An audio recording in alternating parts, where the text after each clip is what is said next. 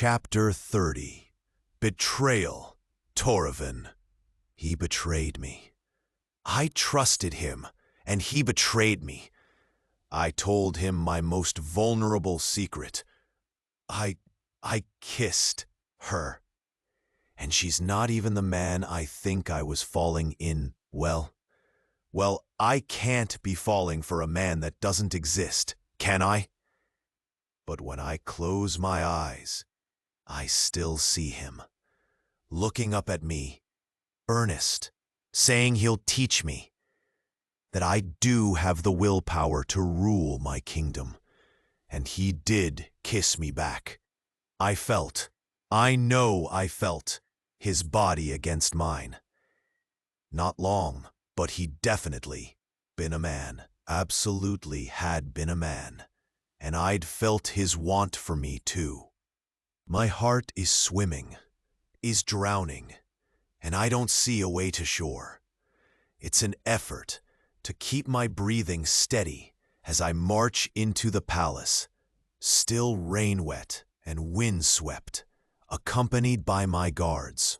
I ignore the courtiers I pass, who are making a show of being victims of the storm, as if the storm somehow was my fault and responsibility.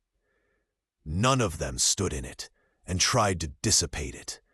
They have no right to flail about, wailing the injustice of the gods.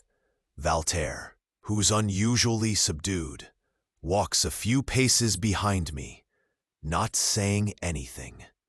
And my anger builds with every click of my boots on the stone floor.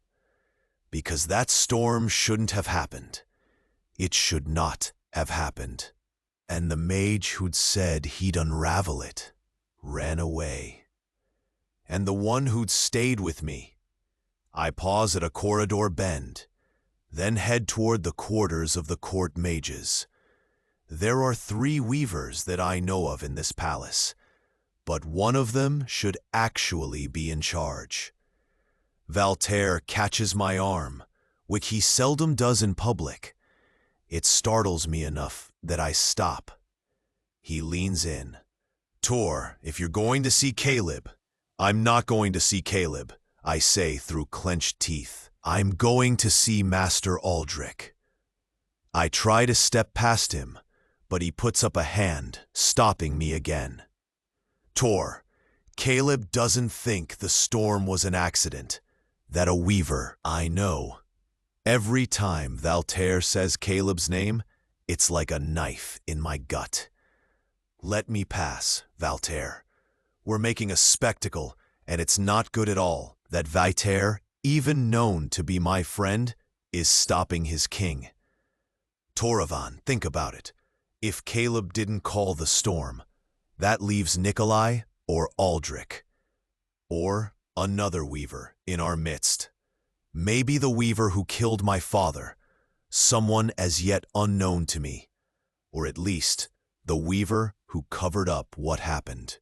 But yes, he's concerned about my safety, even if this was Nikolai's doing, so he could make a show of undoing it, the fool. Well, Valtaire's concerned about the kingdom, which I should be too.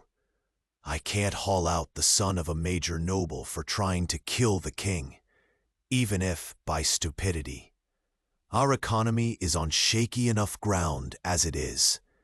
I need time to cool down. I know that, even though everything in me wants to shake someone right now. I clap Valtaire's arm and watch his visible relief.